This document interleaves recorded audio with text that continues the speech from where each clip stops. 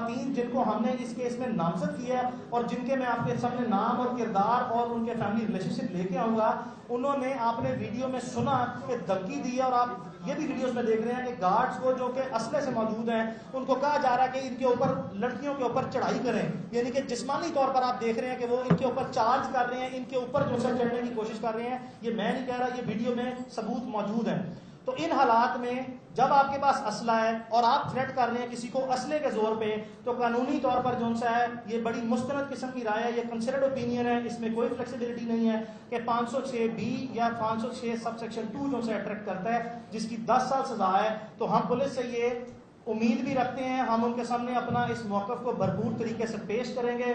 हमें आपकी भी रहनुमाई चाहिए होगी, आप अपना इंडिपेंडेंट एक्सपर्ट का ओपिनियन भी लें कि हम कायद करेंगे कि इस मुकदमे में 506B ये हल्का ऑफेंस है 506 जो कि काबिल जमानत है जिसकी 2 साल सजा है, और जो 506B है उसकी 10 साल सजा है, वो नाकाबिल जमानत जुर्म है। उसको इस केस में ऑल्टर किया जाए, अमेंड किया जाए या उसको चेंज किया जाए, उसको असल सूरत में हकायक और जितने सबूत हैं उसकी बुनियाद पर जो सा है वो तफ्तीश सामने लाई जाए और इस जुर्म को आजाद किया जाए, तफ्तीश की जुबान में इसको ये कहते हैं। अब आ जाते हैं पुलिस के किरदार पे। देखें, इसमें कोई शक नहीं है, आप ये ईद से एक दिन पहले का वकूआ है, गालिबन ये 20 तारीख की रात वकूआ है, ये 23 का। हमने अब पूरा मुल्क जानता है कि बड़े नेचुरल से सर्कमस्टेंसेस थे, पूरे मुल्क में ईद थी, हमारी लॉ इन्फोर्समेंट जो है वो काम तो कर रही होती है, लेकिन पूरे पाकिस्तान में पब्लिक ऑफिसेज और प्राइवेट ऑफिसेज का तकरीबन सारा स्टाफ, अगर नहीं तो सिर्फ 90% स्टाफ जो है वो छुट्टी पे होता है। तो इन हालात में हमारी सुनवाई कोई नहीं, हम जुबानी तौर पर गए हैं, हमें दुदकार के जो सा बाहर भेज दिया गया। उसके बाद जिस वक्त ये सोशल मीडिया में सर्कुलेट हुआ है, हमने दोबारा कल पहला वर्किंग डे था, सरकारी छुट्टियों के बाद हम दोबारा गए हैं और हमने फौरी तौर पर अपनी शिकायत दर्ज कराई है।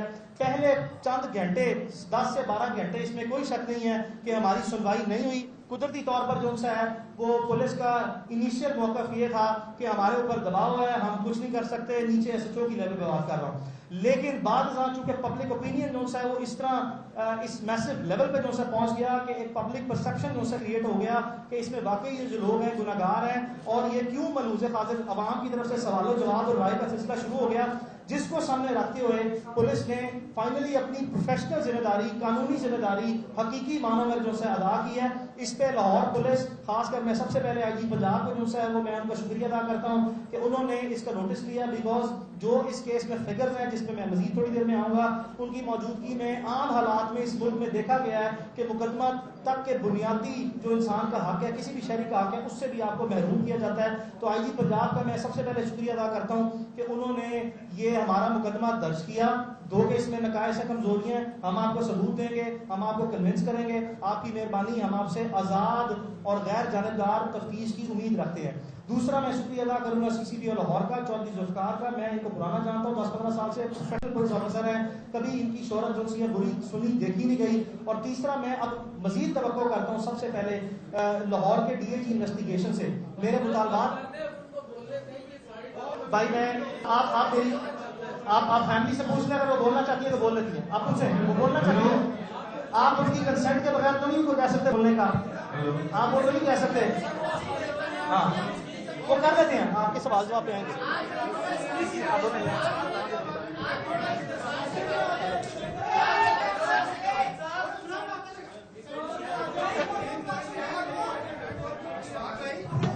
यहाँ पर फोटोग्राफी नहीं हो रही, बराए मेहरबानी उनको जगह दे दीजिए, फोटोग्राफी ना करें।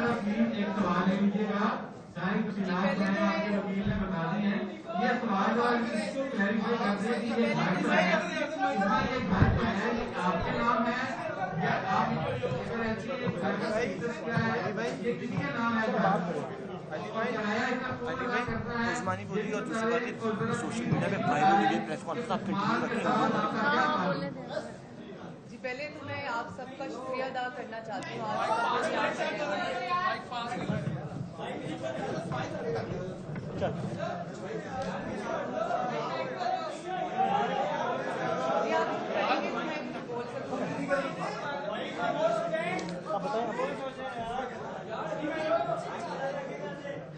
पहले तो मैं आप सब लोगों का शुक्रिया अदा करना चाहती हूँ। आप लोग सब यहाँ पर हैं और आपके जितने सवाल हैं उन सब के जवाब मेरे द्वारा देंगे और खतीजा देंगे।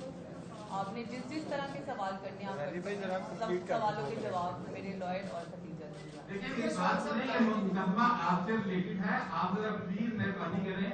मैं बातें बता रहे हैं, एक तो दूसरा ये है कि ये बता रहे हैं मैं दे रहा जवाब जी, मैं दे रहा जवाब जी, मैं जवाब दे रहा हूँ। देखिए आपस में क्या देखिए मैं आप ये घर कौन सा है वो उसका एग्रीमेंट मेरे पास है, मैं आप सबको एक कॉपी दे दूंगा। ये लेकिन ये उस्मा साहबा को दें, मेहरबानी करें। वो मैं उस्मा साहबा सुने, मैं मेरी आपसे गुजारिश है, उस्मा साहबा ने ही मुझे प्रोफेशनली एंगेज किया सिर्फ इसीलिए कि मैं इसके तमाम कि मैं अच्छा इसके तमाम कानूनी पहलू मैंने डिस्कस कर लिए हैं और उन पर मैं अच्छा मैं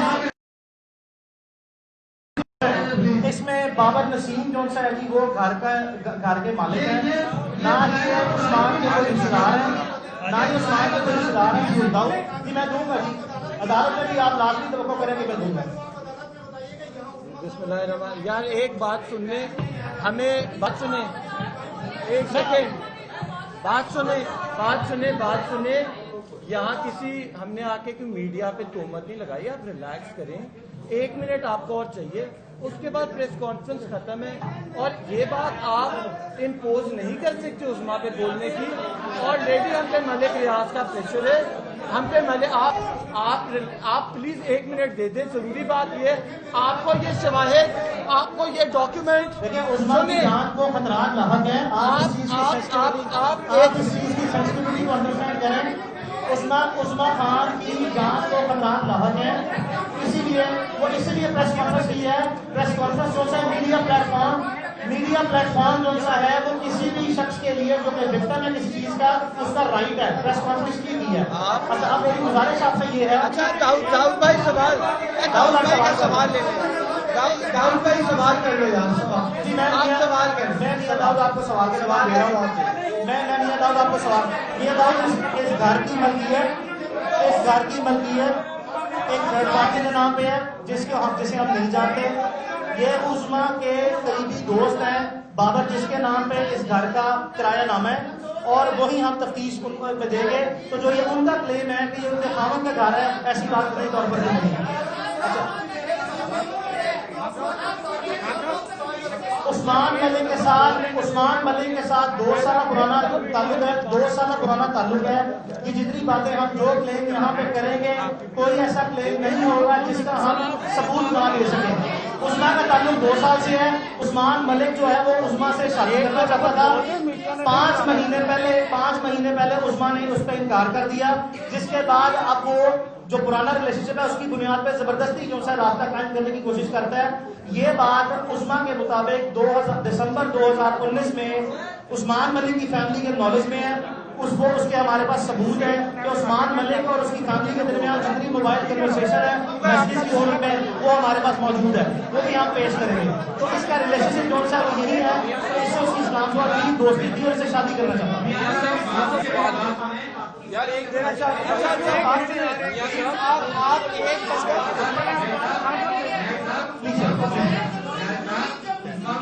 हाँ कर ले। अच्छा बात सुने उस्मा, आप लोगों के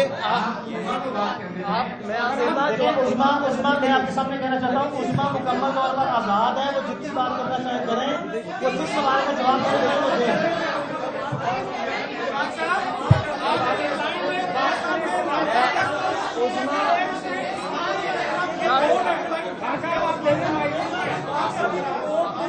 आप उस्मा से सवाल करें।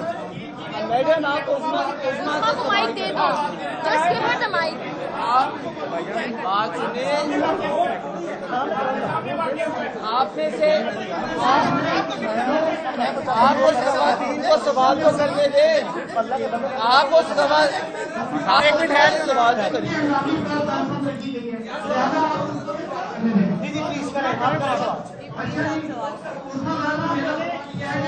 जैसा कि वकील साहब ने कहा कि वो खवातीन जो है ना गैर कानूनी तौर पर आपके घर में दाखिल हुई, तो ठीक है, बिल्कुल गलत है। लेकिन सवाल ये है कि आधी रात को उस्मान मलिक आपके घर क्या कर रहा था, और क्या अखलाकी के रास्ते या अखलाकी जमहूरियत का हम ये वोट कर सकते हैं कि कोई बंदा रात के वक्त 2 खवातीन बंदा आपके ये नहीं कि मेरा उसमें ताल्लुक खत्म हो सकता है। क्या FIR इस चीज पे कटी है?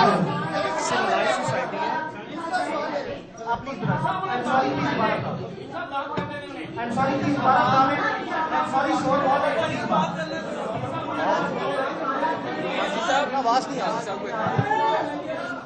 आमना मलिक ने आपको कितनी दफा वार्न किया था कि मेरे खामन के साथ आप ताल्लुकात कायम ना करें? अगर उन्होंने आपको के वार्न किया था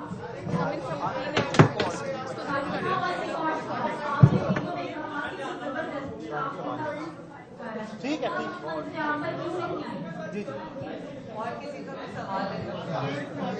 आप वीडियो उधर मैडम आप वीडियो के अंदर साफ दिख रहा है, जिस वीडियो को आप हवाला दे रही है उस वीडियो में साफ दिख रहा है कि आपने बारहा उनसे माजरत की है। किस बात पे आप माजरत कर रहे हैं? पहले सवाल का जवाब आया,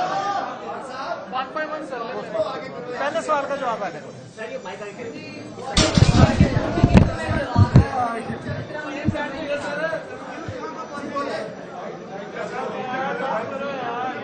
पहली बात तो ये है, मैंने इस बात का जवाब दिया है आपको कि मेरा उस्मान के साथ मेरी दोस्ती थी, ठीक है, और वो मुझसे निकाह करना चाहता था। मैं 2 साल से उसे जानती हूँ, ठीक है, और रही बात उनकी वाइफ की, उन्होंने मुझे कभी फोन नहीं किया, इसका कोई एविडेंस भी नहीं है, और इस चीज़ का कोई एविडेंस भी नहीं है, और उन्होंने मुझे कभी एक कॉल भी नहीं की। मैंने उन्हें देखा पहली दफा उसी दिन है, चांद रात। माजरत किस बात की कर रहे हैं? मैसेजेस वीडियो में आप माजरत किस बात की कर रहे हैं? पर गन रखी हुई थी, इसीलिए मैं उन्हें कह रही थी कि मुझे एक चांस और दे दे प्लीज, आप मुझे माफ कर दें। ऐसा कोई वाकया पहले नहीं हुआ। तो चांस देने से मुराद ये होती है कि जब आपकी जान जा रही हो तो आप कहते हैं कि अगर आपको ये एतराज है मेरे साथ रिलेशनशिप है तो मैं नहीं, ऐसा कोई नहीं है। वो चांस की बात सिर्फ इस वजह से है, मैं कब बताऊँ, नहीं मैं अगर चांस की बात सिर्फ इसीलिए है कि अगर आपको इस रिलेशनशिप में एतराज है तो रिलेशनशिप नहीं रखा जाए भाई। वो भी पहले हमने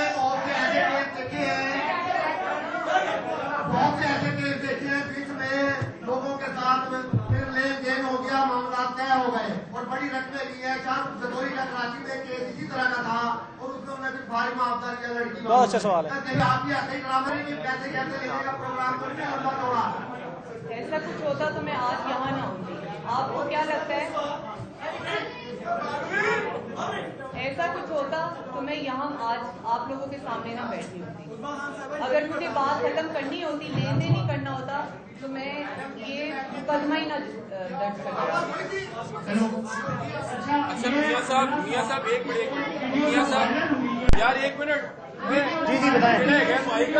जी भाई बताएं। मियां साहब ये जो घर के एग्रीमेंट से मुतालिक आप बता रहे हैं, थोड़ी डिटेल हमें बता दें ताकि साउंड बाइट हमारा निकल आए। चलेंगे, भाई का सवाल है। मिस वन भाई मैं यार ये घर की फातिमा एक मिनट